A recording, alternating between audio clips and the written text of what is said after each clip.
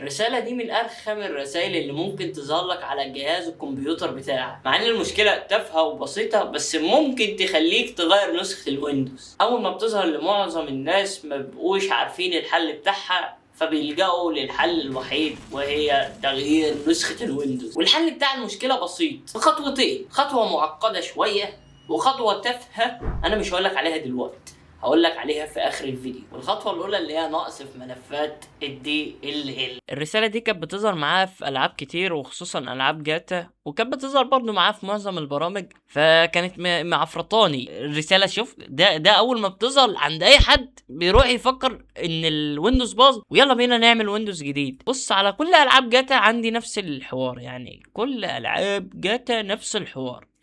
وقعدت الف يمين والف شمال لحد ما اكتشفت ان ده نقص في ملفات DLL. يعني ايه ملفات DLL؟ هي ملفات النظام اللي بتبقى موجودة عندك على الويندوز. في معظم العاب ليها ملفات DLL معينة ما بتثبتش مع نسخة الويندوز، فتيجي تفتح اللعبة او تيجي تفتح البرنامج تلاقي فيه تعليقات، تلاقي ما بيفتحش. فانا معايا برنامج اللي هو DLL فايلز فيكسر، ده البرنامج اللي انا بحب انزل من عليه اي ملف DLL ناقص عندي من على نسخة الويندوز. يا اما بتعمل له سكان وبتفحص كل اللي عندك، الايرور اللي عندك على الكمبيوتر، وهو بينزل لك ويصلح ويعمل مع نفسه. عايز تبحث بتبحث من هنا وتكتب الملف DLL اللي ناقص عندك وتنزله. طيب المشكلة بتاعتنا الملف اللي ناقص اللي هو DLL بتاعنا اللي هو D3 D8. بتروح هنا على البرنامج تبحث عن الملف DLL وبعد كده بتعمل له ايه سيرش، هتلاقيه ايه ظهر لك النسخة دي، تعمل لها داونلود. بتاخد النسخة دي وتخش على جميع الالعاب اللي عندك كلها اللي هي جاتا والبرنامج اللي عندك اللي بيطلع معاك نفس المشكلة، وتحط فيه الملف بتاع DLL ده. تمام، تعمل له باست، وبعد ما تعمل له باست تعمل له استخراج بقى، تستخرجه هنا.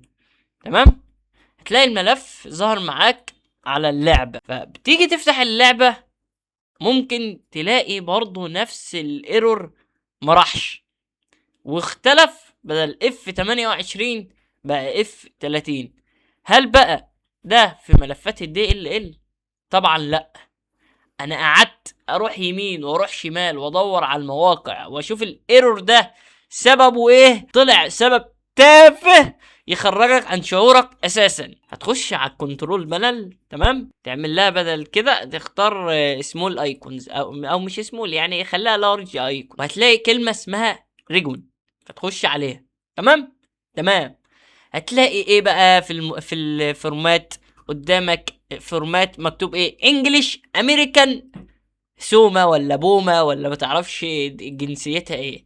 فهتطلع تدور على العربي بتاعك اللي هو عربي. شوف بقى انت منين، من العراق، من مصر، من دبي، من اي ملة، فتختار النسخة بتاعتك وبعد كده ابلاي. اوكي، بس كده؟ لا مش بس كده، هتخش برضو على ريجون، اختار تاني اختيار، هتلاقي عندك شينج سيستم، تروح هنا هتلاقيه برضو انجليزي وتختار اللغة العربية المصرية المحببة الى قلوبنا. وبعد كده تضغط اوكي، هيديك ايه؟